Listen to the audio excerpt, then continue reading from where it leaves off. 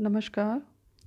आज हम कक्षा 8 विज्ञान विषय के पाठ 2 के चौथे भाग में खाद्य परिरक्षण के विषय में चर्चा करेंगे। खाद्य परिरक्षण क्यों आवश्यक है?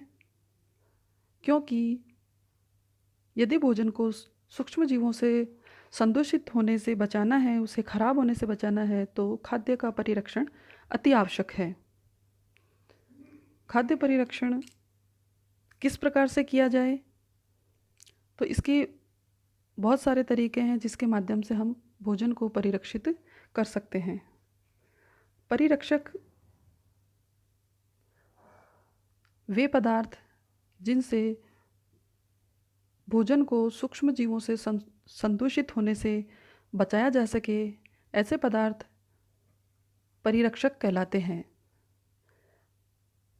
विभिन्न प्रकार के रसायन और घर में काम आने वाली बहुत सी सामान्य वस्तुओं को परिरक्षक के रूप में उपयोग में लिया जा सकता है। सबसे पहले परिरक्षक के रूप में है रासायनिक पदार्थ, यानी किन रासायनिक पदार्थों की सहायता से हम भोजन का परीक्षण कर सकते हैं। तो सोडियम बेंजोएट तथा सोडियम मेटाबाइसल्फाइड ऐसे रासायनिक पदार्थ हैं जिनका उपयोग हम परिरक्षक के रूप में कर सकते हैं। इनका उपयोग हम जैम और स्क्वैश बनाने में कर सकते हैं और इससे इनको लंबे समय तक संदूषित होने से बचाया जा सकता है, यानी कि सूक्ष्म जीवों द्वारा खराब होने से बचाया जा सकता है, सुरक्षित रखा जा सकता है। नमक द्वारा परिरक्षण। नमक जो है हमारे जीवन में अधिकांशतः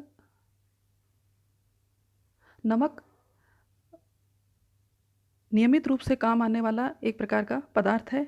ये एक प्रकार का रसायन भी है। तो नमक के द्वारा बहुत सी खाद्य वस्तुओं को सुरक्षित रखा जा सकता है। यह सूक्ष्म जीवों की वृद्धि को रोककर खाद्य पदार्थों की सुरक्षा करता है। जैसे मांस तथा मछली को सूखे नमक में अगर ढक दिया जाता है तो वो खराब नहीं होते हैं। इसके अलावा आम और इमली के परीक्षण के लिए भी नमक का उपयोग किया जाता है। चीनी द्वारा परिरक्षण। चीनी को भी काम में लिया जाता है परिरक्षक के रूप में। जैसे जैम, जेली, स्क्वैश आदि चीज़ों का परिरक्षण करने के लिए चीनी का उपयोग किया जाता है। चीनी भी सूक्ष्म जीवों को वृद्धि से रोकती है। चीनी खाद्य पदार्थों की नमी को सोख लेती है, कम कर देती है, जिससे कि सूक्ष्म जीवों की वृद्धि नहीं हो पाती और इस प्रकार से भोजन जो है वो दूषित होने से या खराब होने से बच जाता है। तेल एवं सिरके द्वारा परिरक्षण। तेल आपने देखा होगा आपके माताजी को कि अचार जब बनाया जाता है तो उसमें सिरका और तेल इन सब का इस्तेमाल किया जाता है। तेल के अंदर जब कोई अचार बनाया जाता है तो वो तेल में पूरी तरीके से डूबा हुआ रहता है, जिससे कि वो ख़राब नहीं रहता। और थोड़ा सा भी अगर तेल से बाहर होता है तो वो क्या हो जाता है, उसके ऊपर जो है वो कवक वगैरह आ जाती है और वो ख़राब हो जाता है। तो इसका मतलब तेल के अंदर का तो ख़राब नहीं हुआ और बाहर का ख़राब हो गया। इसका अर्थ ये हुआ कि भाई तेल जो होता है वो एक परिरक्षक के रूप में उपयोग में लिया जा सकता है, क्योंकि ये जीवाणुओं की वृद्धि को रोकता है और इन खाद्य पदार्थों को खराब होने से बचाता है।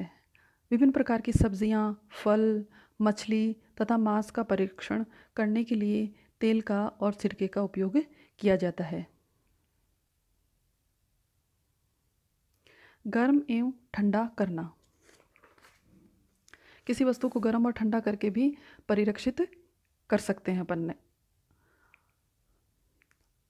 अधिकांशतः हमने अपनी माताजी को दूध को उबालते हुए देखा होगा कि दूध को जो है वो पूरी तरीके से उबाल दिया जाता है, क्यों?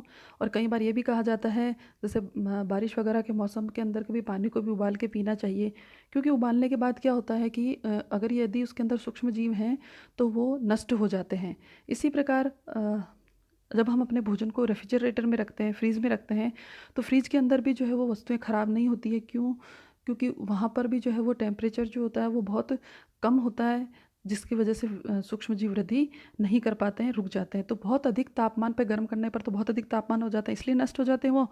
और अगर ठंडा कर दिया जाए तो बहुत कम तापमान होने की वजह से वो नष्ट हो जाते हैं। तो दोनों ही परिस्थितियों के द्वारा जो है हम भोजन को संदूषित होने से बचा सकते हैं। इसी प्रक्रिया के अंदर एक पद्धति है पाश्चुरीकरण। आपने कई बार दूध जो पैक दूध आता है उसके ऊपर देखा होगा पाश्चुरीकृत मिल्क लिखा हुआ होता है। तो पाश्चुरीकरण है क्या?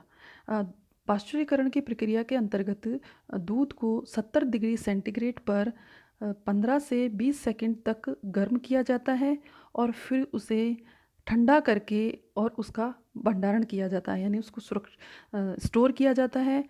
और स्टोर मतलब बिल्कुल एयर टाइट कंटेनर्स के अंदर उनको स्टोर करते हैं, और जिससे क्या होता है कि सूक्ष्म जीवों की वृद्धि रुक जाती है और कई समय तक जो है वो दूध को सुरक्षित रखा जा सकता है। इस प्रक्रिया की खोज लुई पाश्चर ने की थी, और इसी कारण उनके नाम के आधार पर ही यह प्रक्रिया पाश्चुरीकरण कहलाती है।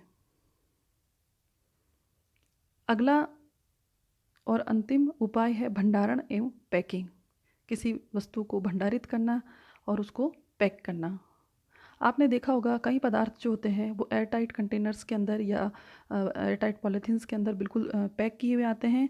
पैक इसलिए किए जाते हैं ताकि वो बाह्य वातावरण के संपर्क में नहीं आए और सूक्ष्म जीव उसमें वृद्धि ना करें। विभिन्न प्रकार की मिठाइयाँ और सब्जियाँ, जैसे फ्रोज़न जो सब्जियाँ आती है वो जो होती है वो वायुरोधी सील पैकेट्स के अंदर पैक हुई हुई आती है। इससे सूक्ष्म जीव जो होते हैं वो बाह्य वातावरण के संपर्क में नहीं आते और वृद्धि नहीं कर पाते हैं और उनकी सुरक्षा हो जाती है। और इन्हें लंबे समय तक इन सभी विधियों द्वारा लंबे समय तक खाद्य पदार्थों को परिरक्षित किया जा सकता है, सूक्ष्म जीवों से बचाया जा सकता है। अब हम कुछ मूल्यांकन प्रश्न करेंगे आज के टॉपिक से संबंधित। इसी के अंतर्गत पहला हमारा प्रश्न है, परिरक्षक किसे कहते हैं? अभी हमने पढ़ा था कि सूक्ष्म जीवों की वृद्धि को रोकने के लिए जिन पदार्थों का उपयोग किया जाता है वे परिरक्षक कहलाते हैं। प्रश्न 2, पाश्चुरीकरण में दूध को कितने डिग्री सेंटीग्रेड पर उबाला जाता है? तो हमने अभी ये प्रक्रिया पढ़ी थी कि 70 डिग्री सेंटीग्रेड पर दूध को उबाला जाता है 15 से 30 सेकंड के लिए। अगला हमारा प्रश्न संख्या 3, खाद्य परिरक्षक के रूप में किन रसायनों का उपयोग किया जाता है? तो वो रसायन है सोडियम बेंजोएट तथा सोडियम मेटाबाइसल्फाइड। इन पदार्थों का जो है वो उपयोग किया जाता है। प्रश्न 4 है, किन किन पदार्थों द्वारा खाद्य परिरक्षण किया जाता है? तो रसायन, नमक, चीनी, तेल तथा सिरका, इनके द्वारा हम खाद्य परिरक्षण कर सकते हैं। धन्यवाद।